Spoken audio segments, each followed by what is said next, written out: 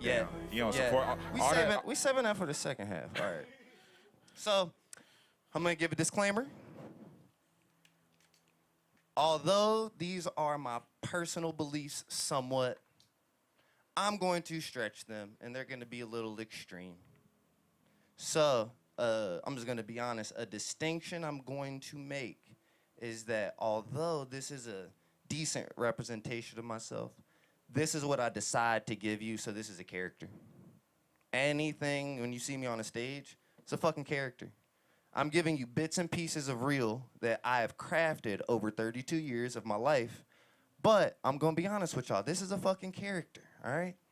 So, I had to tell y'all that real quick, just because it's gonna be very fun. And I hope you... I'm glad that happened. Hold on real quick. Somebody was calling me, and I got to make sure I turn off my sound because I shouldn't have heard that vibrate. This is not a part of the show. Yeah, it is. Run it. Shout out Jay Hill. Shout out Roberto. He's the intro on that. I love Jay Hill.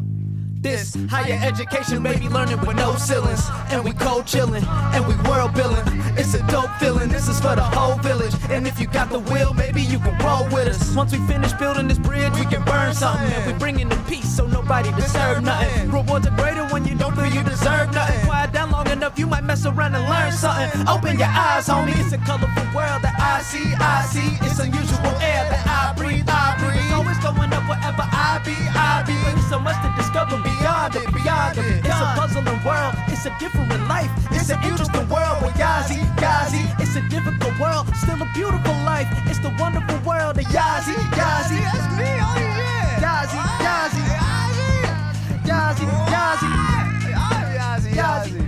Wow. Hey, Jay Hill made that beat. He wrote the lyrics, the inspiration. I said, can I have Reading Rainbow with real hip hop shit and Boondocks? And then I said, go ahead. And then he I think he did all that right there. God, we love some Jay Hill. All right, I'm gonna put this mic down. Rap music.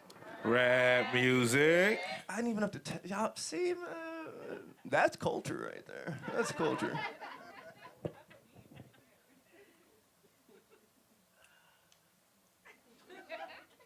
Is this on? Oh, sick.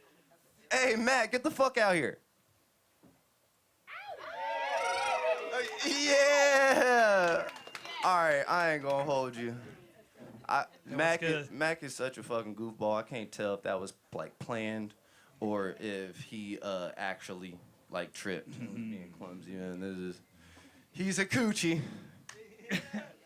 Hey, you guys were talking about the local stuff you're wearing. I'm wearing local. What is that? I got the coochie bucket.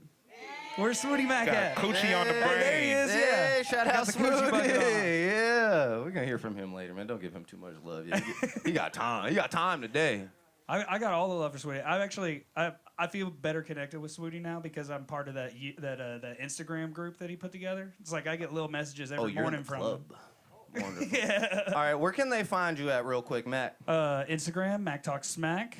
That's like the main one. Is that it?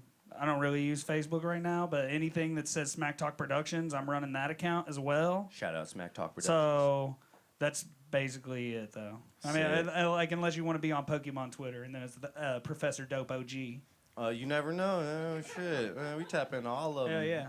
That's a hilarious name. Back here behind us, we have the illustrious Devin Burgess, a.k.a. Keisha. What the fuck is up, brother? Fuck going on? Thank you for having me. If you can hear my voice say yerd, that's all I ever want. Wow, that's beautiful. See, it's so cool being on that is called an MC, a master of ceremony. All right. So, I work at Jane's, which is the Findlay Market bar. Yeah. Shout out Jane's. Shout out actually my managers at Jane's. I forgot to call off work, and I had to be like, hey, I'm so sorry. I'll come in early and do all my little side stuff, whatever. They're like, oh, no, man, it's okay. Like, it's a slow day. I love them. I used to work with them a long time ago at Taste of Belgium, and it's cool when you build a couple of solid relationships in whatever industry, and 10 years later, you know, they're like, hey, I remember us having good times. I actually run a bar now. You trying to run it? I'm like, yeah, brother. Yeah, they don't fuck with me because I talk too much shit on these white establishments, and they kind of blackballed me, so thank you for getting me in there, brother. So, I'm in the prep room, right? The homie, I'm not gonna say the homie name, but she the homie. We be fucking having wonderful conversation, right? She has on headphones. So, I understand that as a sign to leave a motherfucker alone. Man, woman, everything in between. Motherfucker got headphones on, leave him alone, right? We know that's not the common knowledge and the proper knowledge. Most penis havers think that headphones is a sign to be loud. Real loud. Yeah, you gotta speak up. You gotta make yourself known. Arms. Yeah. Inflatable way. That's how I do it. Right there. Yeah, You yeah. just grab the shoulder. The old non-consensual show you my shrimp. You gotta make sure. You gotta make sure to touch as much as you can. Yeah, you know, just you get in the bubble, just like they teach in football. And so I wanted to show her the picture of my new cat. I got this cute cat. Shout out Miriam Walker, newest addition to the household. Yeah. Beautiful black cat. Beautiful, beautiful black. She crazy as hell too, right? Wanted to show her some cute pictures. She loves cats. She would love to see it. Excuse me. But 20 minutes earlier, a Finley employee came in and did the inflatable waving arm tube shit at her. Slides the headphone off one ear. Yeah? This motherfucker just started saying a bunch of fucking bullshit. Whole bunch of nonsense, nothing. And you know, you see in her eyes, I'm working. And you see the dude being totally clueless, completely clueless. Just, wow, I'm talking to her. And to the point where he's talking, and she just puts it back on and gets back to work, and then he finally just fucking gets the hint. Cause like it was getting to the point to where like, that's why it's in working situations like that, especially when you work at Finley, you work with a lot of crackheads. Shout out Finley Market. They hire actual like people who are dealing with substance abuse. That's something that kind of everybody should do, but at your own risk, and you have to be very, very trained on how to properly handle those of us with substance abuse. Some substances are a little more wild, like crack. So you really gotta honestly really understand that I might have to beat the fuck out of this dude real quick. So just let me just let it boil for like 30 seconds. And if it doesn't get boiled, then I'm gonna be like, all right, man, you need to get the fuck up out of here. But I don't know what you did on your break, and you might have done crack. Hey, they do good work though. They do. They do yeah. great work. Incredibly efficient. The employees are literally some of the most phenomenal human beings ever. Don't ever get it twisted. I come from a family of crackheads. Some of the truly most beautiful people you'll ever meet. They've just been inflicted on a little thing called chemical warfare. That things like the UN should, I don't know, raid the hoods of the U.S. and be like, America, why would you drug your, communities? Yeah, that's kind of illegal. But back to the story. And so... Makes a fuck ton of money, though. Sorry. I mean, Jay-Z told us. Yeah. Hey, listen, Pusha T talks about his fucking brother's shit to ad nauseum. Yeah. Jesus Christ. I built up the courage. It takes an hour. And I'm like, hey. And she's like, she pulls down both. And so for me, this is me personally, I already know nine times out of 10, I'm personally good. Just the energy I give off, the vibes I give off, relationships that I have, I'm nine times out of 10 good. But I also understand that I look like a man and I'm still a man and I got the voice and I got the tone. So I do understand that if you just recently went through a situation like that, that's a traumatic situation. But we live in a society where we accept women to take on these constant traumas and act like that they're normal. But these are actually traumatic events of a motherfucker bothering you, and then you have to silence your actual self, and because you might be at a danger if you say, stop fucking talking to me, they might get violent with you. Yeah. And so that's why it's a traumatic situation. And so I was like, I'm so sorry, because no matter what my intent, I'm still the guy getting your attention to take your fucking headphones off to talk some bullshit to you real quick. Yep, you did it. And guess what happened? I showed her the picture of the cat, and she was like, oh my God, you're such a sweetheart. Started talking about her cat. Started talking about 10, 15 minutes. I knew I was okay, but still, the fear that I had because of the environment that us men set for each other is fucking filthy. Us men suffer because other men are fuckboys. Isn't that insane? How us men not checking other weirdo niggas consistently turns into us literally having good intentions and not trying to bother nobody, but just be like, hey, homie, and this cat cute? Cool, thank you, have a good day. But I'm like, is this the right time? Oh, fuck. Like, I'm now getting stressed out. I should be stressed out because that one iota of stress I feel was none compared to her having to take off one fucking headphone. Either you have any experiences of fucking bullshit like that happening where you had to kind of question if you just wanted to talk to your homie, even though if they a woman real quick, but being like, I don't know. I just don't talk to people. Yeah, I'm about to say, I don't say anything. Yeah, I sit in the corner. I'm good. I'm gonna talk to myself. Fuck you talking about? No, but the point that you make, like we were talking earlier, is like I've seen the conversation happening specifically on Twitter recently, where it's like you should, as people, we live in a very, very shitty world, and so if you see somebody out and they're wearing a shirt that you like, you should be like, hey, that's a cool shirt. You're cool for wearing it. But a bunch of women got on that tweet and were like, fuck that, absolutely not. I'm gonna get followed home doing that. And I was like, that's a perspective I never even thought about. Yeah.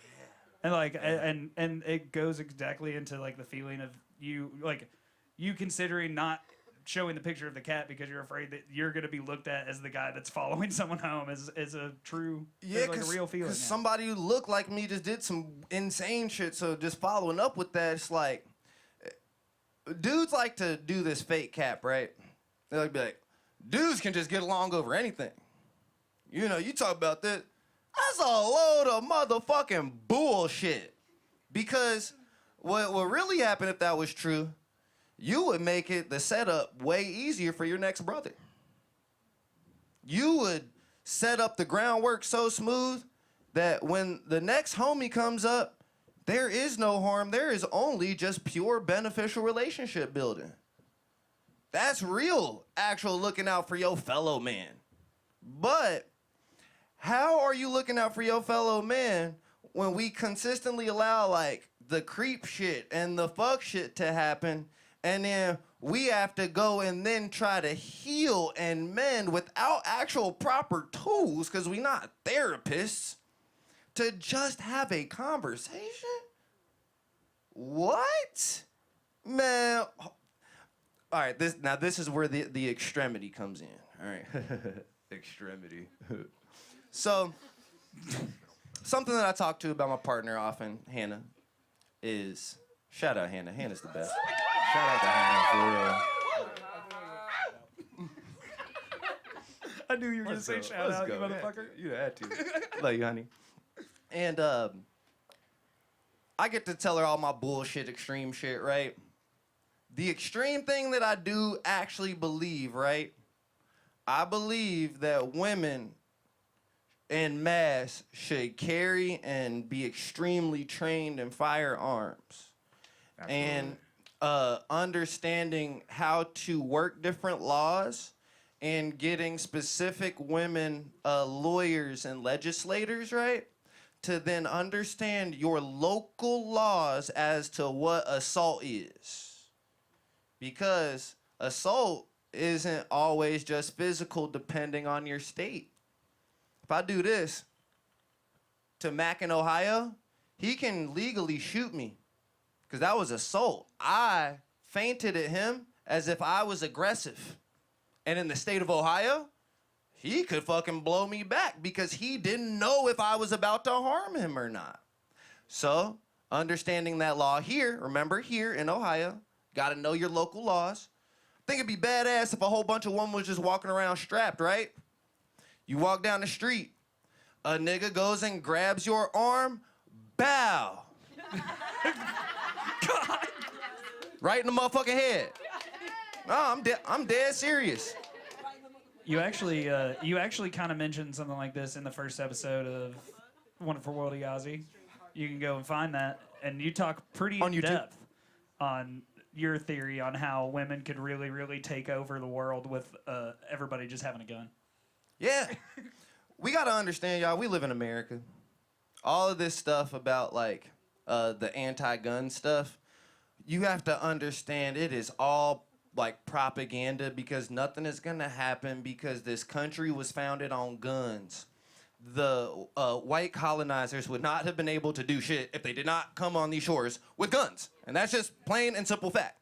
So, if the way that you took over this country was with guns, that is the base core of your country. They not going nowhere.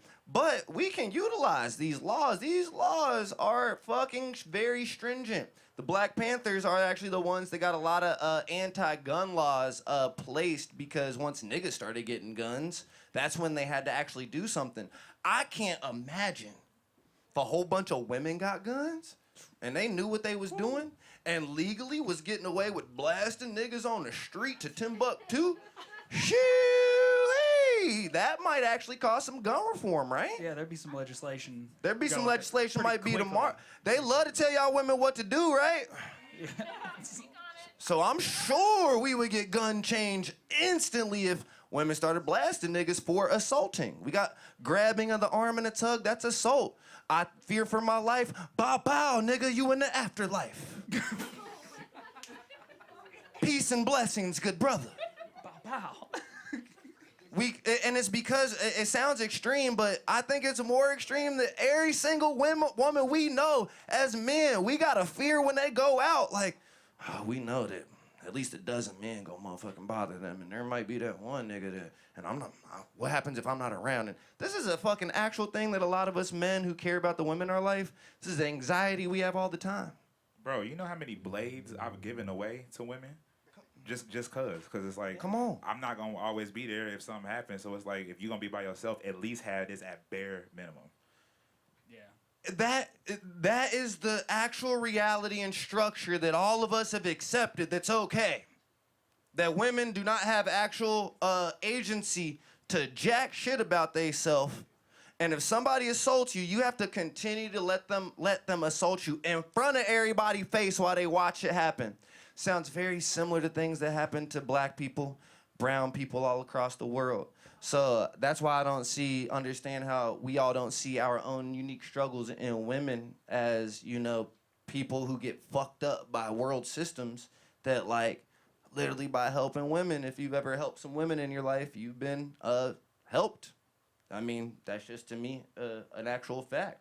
Y'all got anything on that?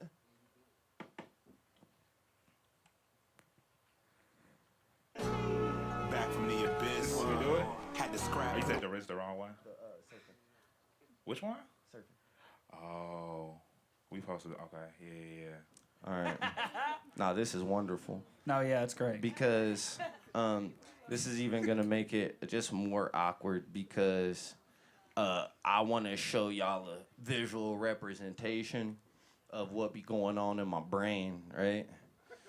And you know what? boy. You know what just happened? Yeah. That My brain fizzed.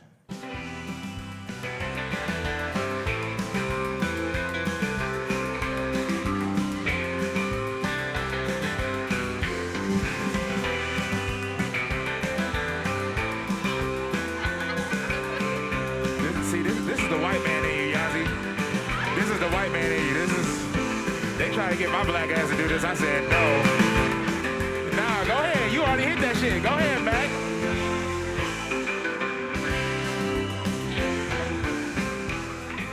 Make actually noise for Yazi real quick, I guess.